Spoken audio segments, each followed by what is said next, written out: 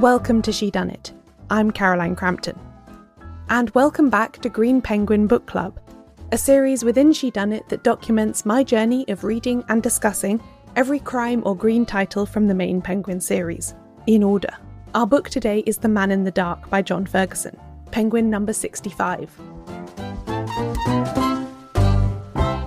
John Ferguson is not as well known an author as some I've covered in the past, so I thought I'd start by introducing him. He was born in Callander, a small town to the north of Stirling in Scotland in 1871. He worked on the railways before becoming an ordained Episcopalian minister. This saw him posted variously to Dundee, Glasgow and Guernsey, the latter place later becoming the setting for two of his novels. In the years running up to the First World War, he had some success as a playwright focusing on historical Scottish subjects. During the war, he served as chaplain at a school near Folkestone in Kent, which is a location in The Man in the Dark that you'll hear more about later in the episode. It was also the basis for his first full-length novel, Stealthy Terror, which was published in 1918. The Man in the Dark was his fourth book and appeared in 1928. He wrote 10 novels in all, with the last coming out in 1942. You might also sometimes find him under the name J.A. Ferguson.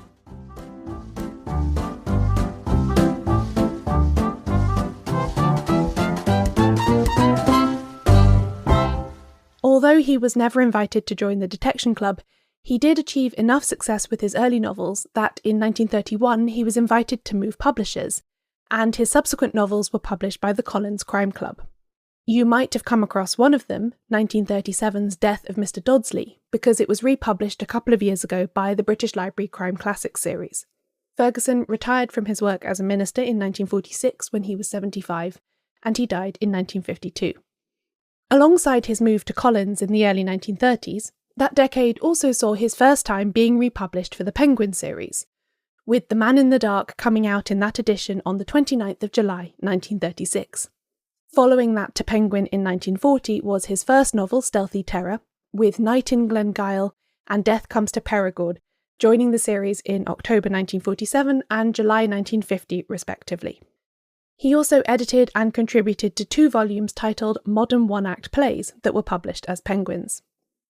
Ferguson was never wholly a detective novelist, which perhaps explains why he wasn't a Detection Club member, even though Dorothy L. Sayers had approvingly reviewed 2 of his books. Some of his novels were pure thrillers, while others had elements of both thriller and detective fiction. The Man in the Dark is such a one. Subtitled An Ealing Mystery, this story begins in London, with a character named Sandy Kinloch trying to find his way out to this West London suburb from the centre of the city during a thick fog. A chance meeting with a stranger on the street leads to a murder, for which the assembled sleuths determine there must have been a witness, yet nobody comes forward. A combination of Scotland Yard detectives, a journalist named Godfrey Chance who discovered the body, and a private investigator called Francis McNab try to solve the puzzle before another death occurs. This is the first appearance of McNab, who was to become a recurring character for Ferguson. Joining me to discuss The Man in the Dark is Kate Jackson, a Golden Age detective fiction aficionado and the author of the Cross-Examining Crime blog. You might have also come across her work with the British Library Crime Classics series in the form of The Pocket Detective and How to Survive a Classic Crime Novel. Kate is extremely knowledgeable and widely read in this genre, so I'm keen to hear what she made of this more obscure title in the Green Penguin series. Before we get into the book though, I'll give my usual spoiler warning here. Until you hear me say that we are entering the spoiler zone, you can safely listen without hearing major plot details. The timestamp for that point will also be in the episode description. After that, you can expect to hear major spoilers up to and including the full solution to the mystery. And at the end of every episode, I ask my guests to award the book a rating. So stay tuned to the end to hear how many Green Penguins out of 5 Kate gives this one, and why.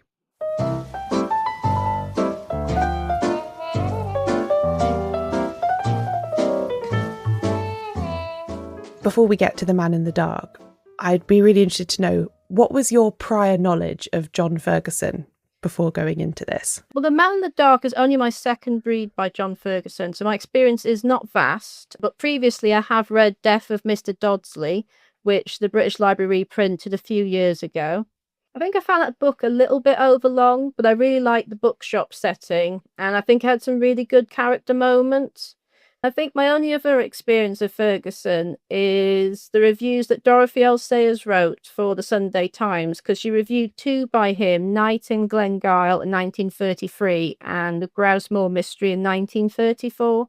And interestingly, she seems to have preferred the first one to the second, I think finding his writing stronger when he was writing more purely in the thriller mode. Yes, that's definitely a topic I'd like to come on to today, is this detective fiction versus thriller, how they blend, because I do think Ferguson is a writer who is straddling that divide in quite an interesting way. I had the same experience as you. I read Death of Mr. Dodsley when it came out from the British Library, but I'm not sure I'd hugely registered John Ferguson other than that. For instance, I don't think I knew that he was a minister and that he belonged to that little club with Ronald Knox and Victor Whitechurch of clerics who turned to crime fiction in their spare time. So coming on to this book, which I believe I'm right in saying was his first to feature Francis McNab, which is this recurring detective character who comes along a bit after as well. What was your initial impression? What did you think first going into reading The Man in the Dark? I think the initial feature which most grabbed my attention was the intense nighttime fog. And it was interesting to see an earlier classic crime novel using that weather condition, because my other experiences of it is from books which are slightly later, like London Particular by Christiana Brand, The Port of London Murders by Josephine Bell, QED by Lynn Brock, and Don't Open the Door by Anthony Gilbert, so 30s, 40s and 50s. And I guess the thing that I noticed about Ferguson's fog is that it's almost an aggressor in its own right. It's not a passive part of the background, because I think on the first page we're told that the sulphurous taste became intensified, while in addition a new and acid flavour, probably the river's contribution to the mixture, made its presence felt on the roof of his mouth, which is Kinloch in this case. And I know I've been in fog, but I've never had such a kind of intense experience of it. And I think it really adds to the very sensory focused opening, and it's almost like quite a nightmare experience. I agree. I also highlighted that quote. I thought the writing about fog was really good. And fog is like a little sub-interest of mine in crime fiction anyway. I think it's interesting as a metaphorical, moving from the sort of fog of unknowing into the clarity of seeing what's really happened and all that. But as you say, the sensory description of this man being in the fog, trying to get somewhere, it being really uncomfortable, it being difficult. I thought that was really well written and made for quite a striking opening. I think I felt like it slightly tailed off a bit after we left the fog, as it were. Once we got into more dialogue-driven scenes, this character who's stuck in the fog is Sandy Kinloch, who's a bit of a down and out, and he's groping his way from central London to Ealing, where he's going to try and ask an old friend he hasn't seen for years for money. Their scene together actually felt like a bit of a letdown, even after what I felt was the real mastery of this foggy journey. Once we kind of start hitting that dialogue, I guess if you're someone who's read a lot of books, read a lot of mysteries, you're already starting to narrow down the options of what's going to happen next, because he's had the big argument, he's flung himself out the house, he decided to take every identifying mark out of his clothing. It's just like, you just know something bad now has to happen to that man. It's just a rule of fact. Yes, that did feel like maybe that detail could have been handled a bit better.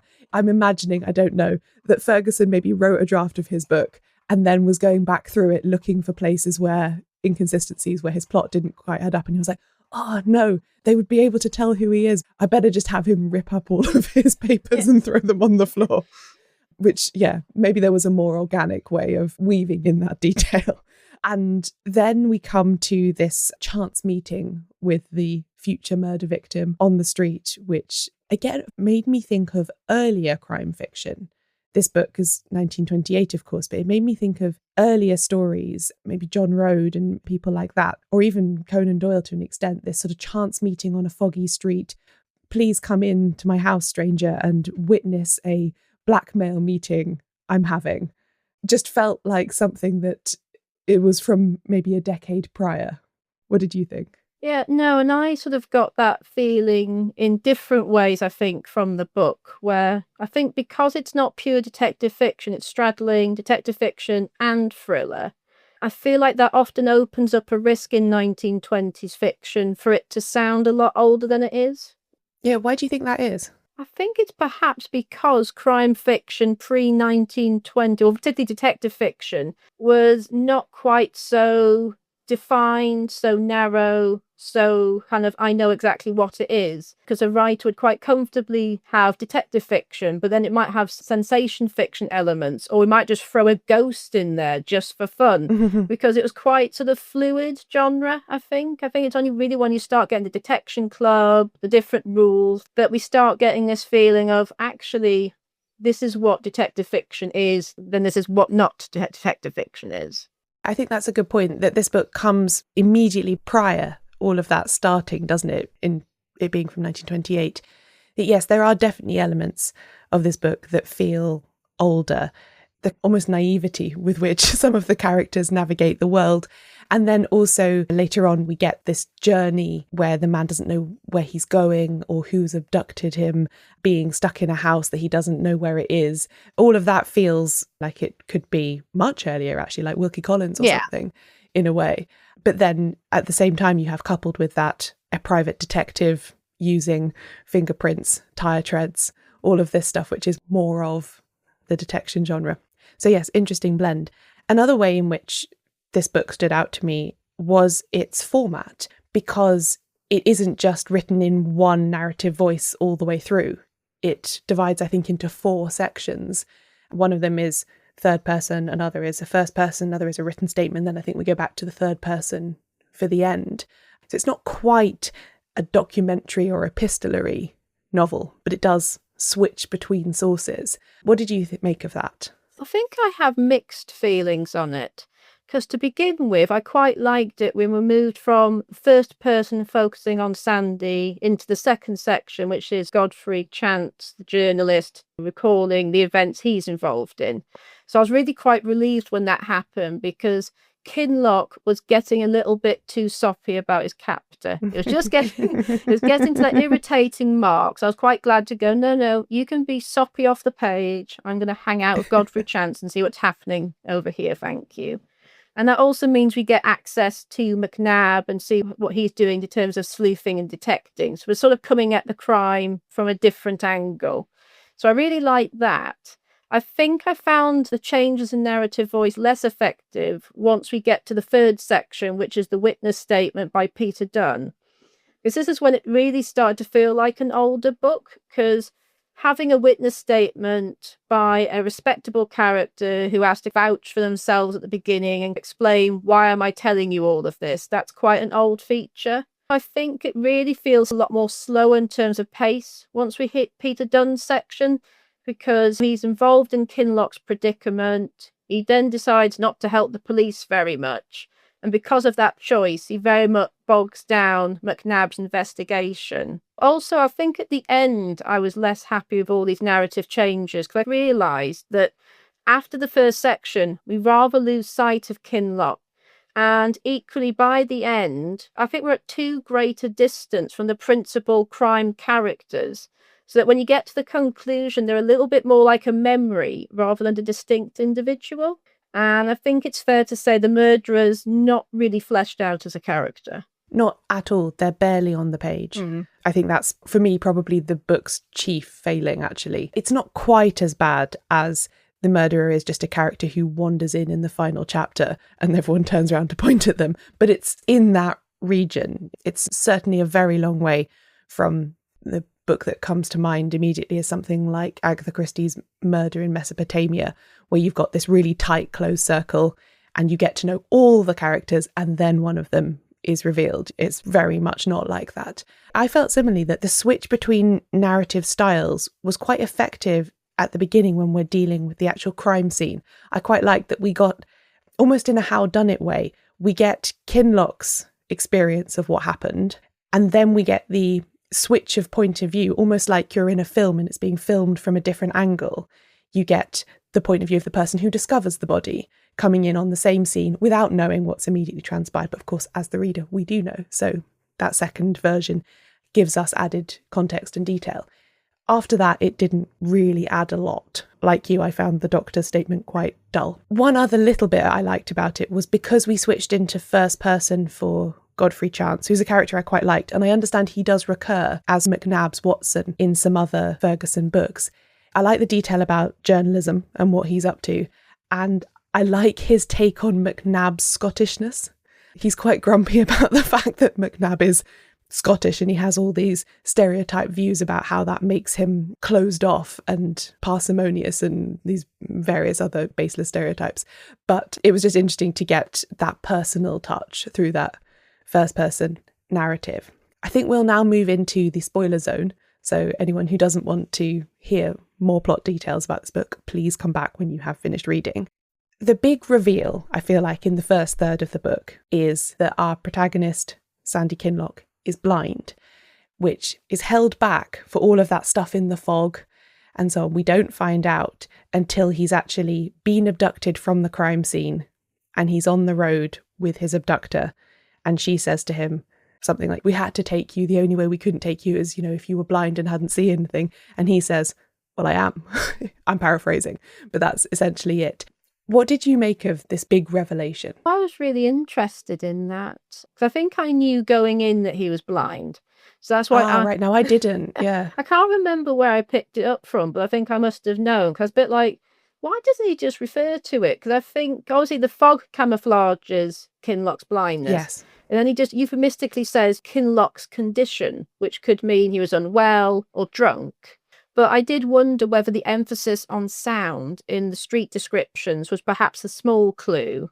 I think, again, they refer to his condition or something euphemistic, and then they have their big row. Because I think the doctor sort of implies that he should be able to make a bit more of himself, like go back to university and finish his medical degree. And he's kind of like, well, how am I supposed to do that with this condition, Yeah. Probably, if you do know, everything makes sense. I, for whatever reason, did not know until they actually said it. I'd not read any reviews or anything that said that detail. Oh, that's very interesting. So we had slightly different experiences then. Because I knew from the get-go he was blind, I was intrigued that, to begin with, as a disabled war veteran, he was shown to be quite vulnerable. As you said, he's down and out, can't sustain employment, and obviously psychologically he's still suffering from that time. When he gets attacked at, Ponsonby's house, he doesn't feel capable of defending himself. I think he just screams, and then he feels really acute shame for that cowardice afterwards. So I think in some ways, his blindness, I think you could even argue, makes him a bit suffering from depression. I wouldn't be surprised, because I probably feel a little bit emasculated. He isn't able to earn a living. He isn't able to defend himself. When we hear a character as blind, then we see them as vulnerable, we go, well, that makes sense. And I'm sure readers in the 1920s would go, that makes sense. But something that occurred to me was that actually in a lot of classic crime fiction, to have a vulnerable blind person is almost unusual, because there's quite a few interwar mystery authors who created blind detectives who are extraordinarily talented in taking on bad guys, finding out murderers. And in some cases, these skills are near superhuman. So I'm thinking of Clinton H. Stagg's Thornley Colton, Ernest Brahmer's Max Carrodus. There's also Baynard Kendrick's Duncan MacLean, but I think because of his experience with blind people, that author was able to make the character a bit more realistic. But the other two, some of their skills are near magical. So I was wondering if a 1920s reader was familiar with Thornley Colton and familiar with Max Carrodus, would they be expecting Kinloch to maybe be more like them? I'm not sure. Yes, interesting comparison. Because there is some reference to this thing of, oh, well, he's lacking in one sense, so all his others are heightened. But it's not a superpower like it is for those other detectives. And we get some in the section where Kinloch is being held prisoner, essentially, in this remote house so that he can't reveal what he knows about the crime. We do get some details about him trying to use those senses to work out where he is. He hears things, he hears a bell, he tries to work out what kind of village he's in, and so on. But it doesn't really work very well. It's not the sudden fix that it might be with one of those other characters. So in a sense, I think it's maybe a bit more of a realistic portrayal of what might happen if somebody vulnerable in that way was prey to nefarious people like that. But yes, I hadn't thought of that for the reader at the time, he's a bit of an outlier in a character in this way. Yeah, I think perhaps he's also more vulnerable because of his poverty, because he thinks, I can't just leave the house because I look disreputable. Because if I was a super posh person with money, people would probably listen to me and believe me. But if I'm a nobody down and out, no one's going to believe the story I've just told them. And I can't even hire a taxi to take me anywhere. Because of the change in narrative voice, we don't really see much of a development of Kinloch's powers, because they stay in that first section. They don't really get much of an outing after that. Yes, his captivity and his vulnerability during captivity reminded me of an Anthony Gilbert book, The Woman in Red. I don't know if you've ever read that one, where the woman who's held captive in that has a similar problem in that she has no money, she has no friends, she has no relations. So if she tries to escape her captivity, she has no resources and she feels that no one's going to believe her about what's happened. And so Kinloch's situation is analogous to that, maybe. So all the while that he is being held captive and perhaps slightly soppily, as you say, falling in love with the woman who's in charge of him, we get Godfrey Chance and Francis McNab back in London trying to detect this. This was the first appearance of McNab. What did you make of him as a detective? I think when I was reading a book, I didn't actually realise it was his first appearance. And I think the way he's presented makes it seem like he's been doing this sleuthing for ages. He feels very established, I think. Based on just the 2 books I've read, I think he's quite keen on keeping cards up his sleeve, which can be a bit problematic for the reader as it goes along. He's a little bit Sherlock Holmes-like, because he's quite good at theorising from a slim number of clues. He does some good Holmes stuff with Kinloch's walking stick, yes, doesn't he? He's the only one of the assembled detectives that deduces from that Kinloch is blind, because the stick is too long and it's worn down in a particular way, and etc., etc. Yeah, so I think that's one of the things. He knows there was more than one person at the crime scene, that the blind person must have been innocent. And I'm not really sure the reader would have come to the same conclusions as McNab if they only had access to the same amount of data. One difference as the death of Mr. Dodsley and The Man in the Dark is that there's much less interaction between McNab and the police, which I thought was a little bit of a shame, as I quite like that in the other book. Yes, I tend to like that in books generally, actually, where you get that amateur professional dynamic and you get to see the strengths and weaknesses of both kinds of detective. It also felt a little bit blunt, therefore, when at the end Chance is saying to McNab, oh, well, the police detective is going to get all the credit for this case. And McNab goes, essentially, yeah, and I don't mind, because it doesn't really serve my business to be well known. I felt like there was a missed opportunity there for a relationship between those 2 detectives, whether it's an amicable one or one of tension. You get both examples. Holmes, Lestrade have their tussles over credit. Japp and Poirot, generally they're quite content, I think, with the way it falls for them. But it just felt like a bit of a gap left there.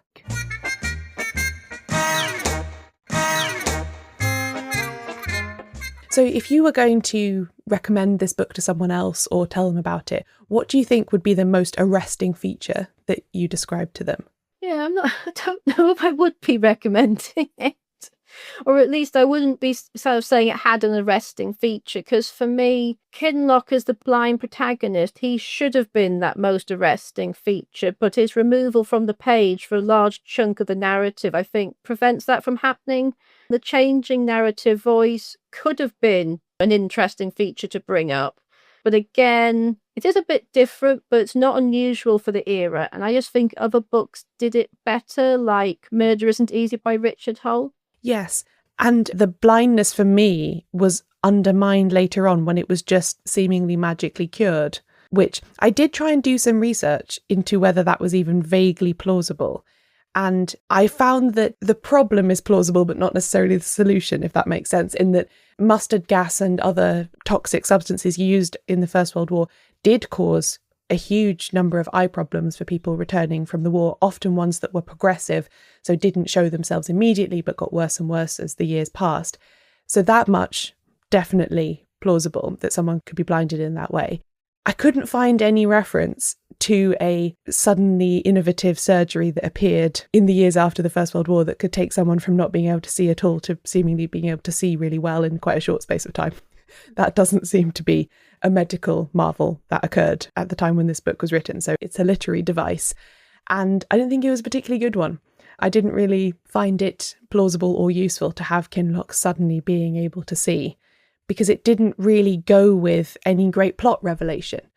I think if it had been the case that he went from being blind to being sighted and this meant he could recognise someone or put a face to a voice or something like that, but that isn't really what happens. It just occurs. Yeah, I don't know. I think it also hinders McNab because nobody tells him that he's got his sight back. So McNab's plans are all based on a man who can't see. Maybe a different author could have done something quite interesting with that disguise.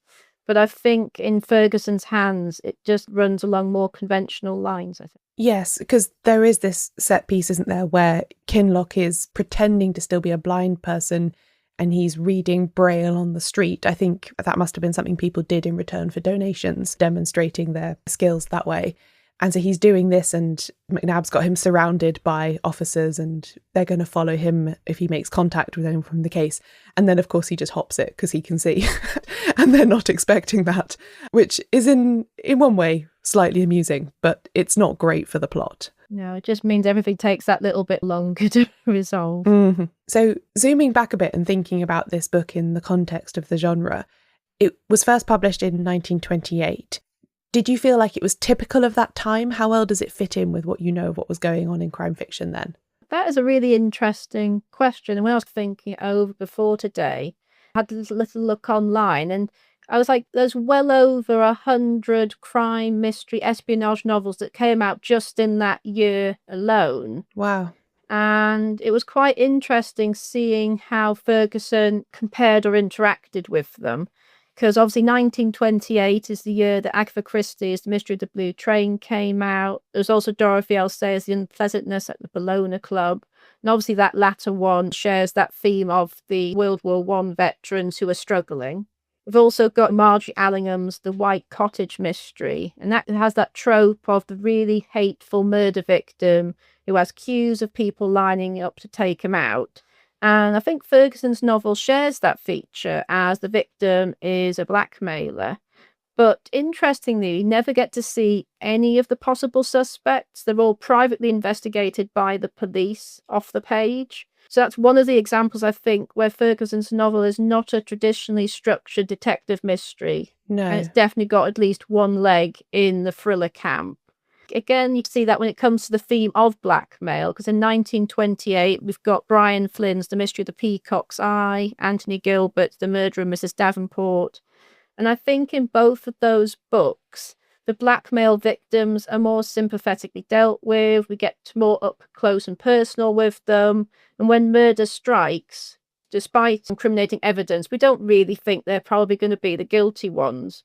Whereas I think Ferguson takes a different approach because the unknown person being blackmailed is undoubtedly the killer and we don't really get to know anything about them until the end. And I think that is a bit of a weakness of Ferguson's novel because normally with the slightly more inverted mysteries, this is kind of an inverted mystery. Yes. I think with that style, you normally get an opportunity for interesting characterization or a consideration of the murderer's psychology, which you get in Francis Isles' Malice Aforethought a few years afterwards. But despite the thriller notes of Ferguson's novel, I still think he steers away from some of the more typical material found in 1920s thrillers, because they often had espionage elements, then you'd have national secrets being sold, new deadly weapons ending up in the wrong hands. From 1928, you've got The Havering Plot by Richard Caverne, Oppenheim's Matorni's Vineyard, and The Professor's Poison by Neil Gordon. So I did find quite an interesting example of a 1928 thriller, which I think, because it does make The Man in the Dark look highly unimaginative, but I would say it's probably not a bad thing. Because I did come across The Emerald Tiger by Edgar Jepson, and I've not read it, but according to online information, it's a quest adventure and mystery novel in which Hannibal vanquishes some fascinating and devilish skeleton monks from China before the tiger rests safely in the palm of his beloved Esther. Now, I'll let listeners make of that what they will. It sounds utterly bizarre, but also utterly awful at the same time. In a way, it's got more of the features you might expect from a thriller. Mysterious jewels, criminals from all over the world. Not espionage in that case, but often espionage. Thinking of some of the thrillers that Agatha Christie wrote during the 1920s, for instance. That one feels like it maybe belongs in that group in the way that it doesn't necessarily belong with The Man in the Dark. Yeah, I think another slightly bizarre book which listeners might find amusing is Rufus King's 1928 novel, The Fatal Kiss Mystery. It sounds to begin with straightforward because it blends romance and suspense. We've all read of Patricia Wentworth, we know that. The information online then said, within the nascent field of atomic energy. Now I'm trying to think of romance, suspense, atomic energy. Of course, those three all go together. But it did get me thinking a little bit about the romance in Ferguson's novel, which I think is quite a subdued element even. Because I think the romance is only really hinted at. It does shape the plot, but it's more behind the scenes, I think, influencing Kinloch's decisions. Looking at something like the Edgar Jepson novel, and also something like The Mystery at Linden Sands by J.J. Conington, The Man in the Dark, in comparison, seems quite simple or quite a streamlined plot. Because The Mystery at Linden Sands, that had a missing heir, bigamy, secret marriages, embezzlement, kidnapping, murder, and a potential imposter. Which I don't think we couldn't make a similar list for Ferguson's novel, or Caroline Wells' Deep Lake Mystery from 1928, where the victim had a nail driven into his skull, and around his body there were flowers, fruit, a feather duster, and other meaningless articles, which again sounds like a slightly more involved plot, I would say. The Man in the Dark seems pretty tame by comparison. It's got a very ordinary killing and one small abduction. About the only thing that I think would even slightly touch that realm is the miraculous curing of Kinloch's blindness. But even that is mostly adequately explained by, his doctor friend takes him to see a specialist surgeon. It's not like he, washes his eyes in a magical lake and then he can suddenly see again. It is put in a medical context, even if that medical context doesn't quite hold up in real life. So yes, that's very interesting. So I'd say the takeaway from your research there is that The Man in the Dark is quite a pedestrian thriller for 1928. Yeah, comparison. I'm now enjoying imagining the reader of 1928 with all of this on offer, all these different books they could have had. And maybe it's not particularly surprising that The Man in the Dark was not a huge hit at the time. It is intriguing to me, though, thinking about this in the Green Penguin context, as why this book ended up in the series. Sometimes I find speculating on this is not especially productive, unfortunately, because I think we want it to be the case that they were choosing for the Penguin series the best crime fiction or the most innovative or the most interesting or the most popular. But from the research I've been able to do, sometimes that was the case, but sometimes it was also what we could get the rights to cheaply. And perhaps that was the case here. Given that 1928 context, because this book is a bit more readily available because it was in the Penguin series, how do you feel like it holds up from the perspective of a reader who might pick it up in a secondhand bookshop or similar? I guess in some ways I would want to look briefly back at the 1928 reader, because I came across a review written by the Book of the Month Club News, which the Saturday Review of Literature quoted at the time.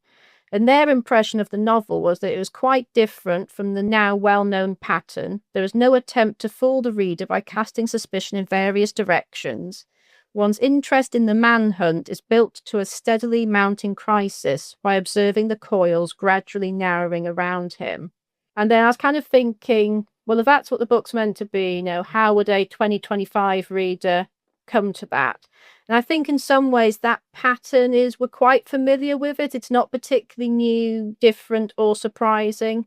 And I'd also probably question this idea of the build-up of danger, because I don't really feel like Kinloch was in much peril at all. And then there's this very dramatic conclusion at the end, which I felt was a bit rushed through. And I think also the modern reader might be possibly expecting more from Stella, as she is termed in the book. I think she has a different name, but she holds it back for quite a long time. Yes, Kinloch's captor, the woman he gets Stockholm Syndrome for, essentially. Yes, but she kind of says, yes, you can call me Stella, so I will call her Stella as well. I don't know, because at the very beginning, you'd think, oh, she's an ambiguous character. She's clearly not an out-and-out baddie, but again, she's not an out-and-out goodie either. Instead of being this more complicated, either femme fatale or other sort of more interesting character, she just simply becomes the woman who abets a crime. Her captive feels sorry for her and falls in love with her. And then she becomes this stereotypical heroine character who I think loses agency quite quickly, which again, it contrasts to some of the 1928 mysteries, such as The Factory on the Cliff by A.G. MacDonald, which has a woman called Susan Blake in there, who is a very interesting anti-heroine.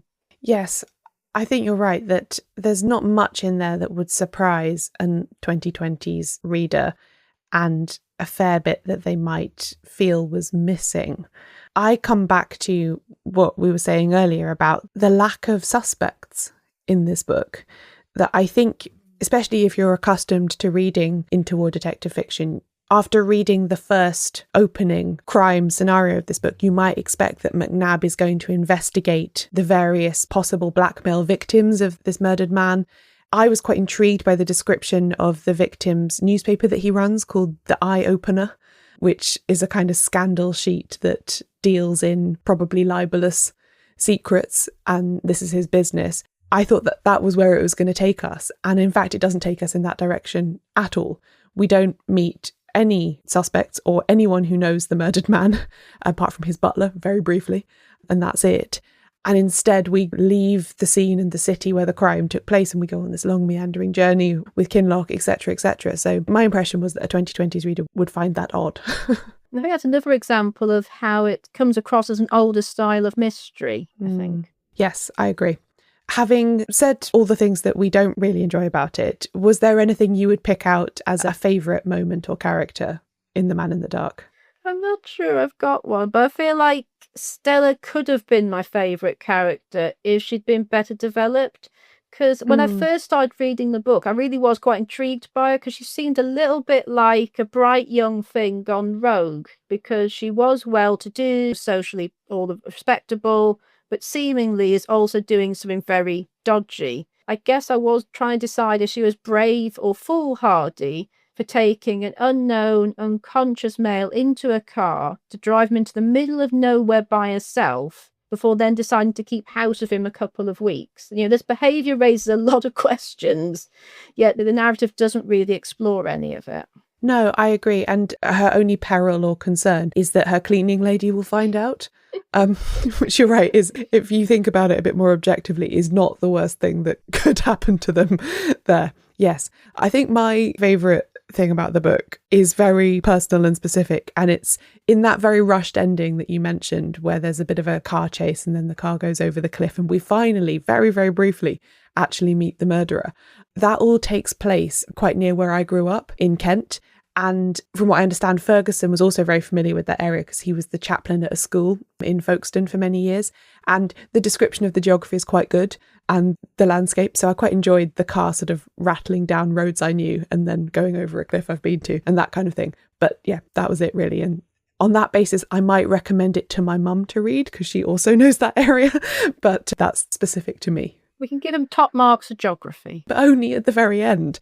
I felt like some of the London geography earlier on was a bit...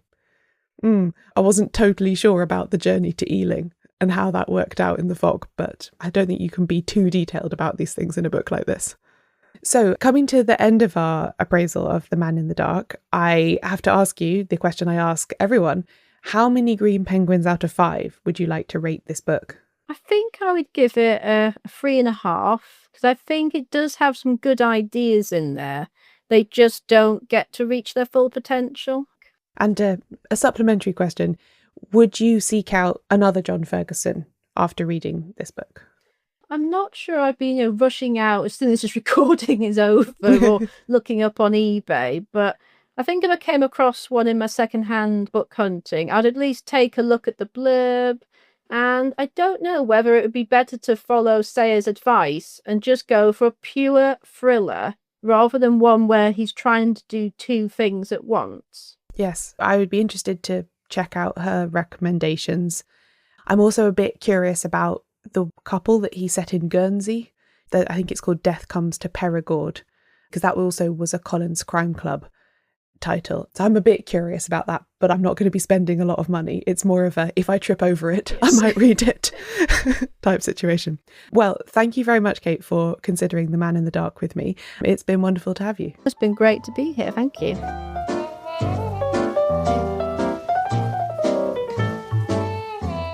I hope you enjoyed our discussion of The Man in the Dark by John Ferguson. If you have thoughts of your own to share on this book, please send them to caroline@shedunnitshow.com for possible inclusion in a future edition of the Shedunnit newsletter. That's where I like to keep the conversation going with listeners about everything that I cover on the podcast. There will also be pictures from my own Green Penguin collection, and those of listeners if you want to send them in as well. If you aren't already receiving the newsletter, you can sign up now at shedunnitshow.com. Finally, I must announce our next book for Green Penguin Book Club, which will be Penguin 78, Trent's Last Case by E.C. Bentley. Although first published in 1913, this novel was frequently cited as highly influential by such greats of the Golden Age detective fiction period as Agatha Christie and Dorothy L. Sayers, so I'm really looking forward to getting into this one with you. That episode will be coming your way in September. Until then, I wish you all the best for your Green Penguin hunting and reading.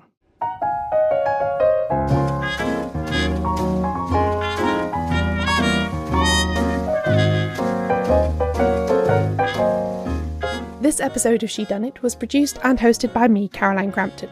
My guest was Kate Jackson. You can find more of her thoughts on a whole variety of Golden Age crime fiction at her blog, crossexaminingcrime.com.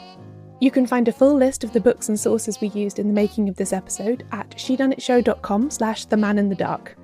I publish transcripts of every episode, including this one. Find them all at shedunnitshow.com/transcripts.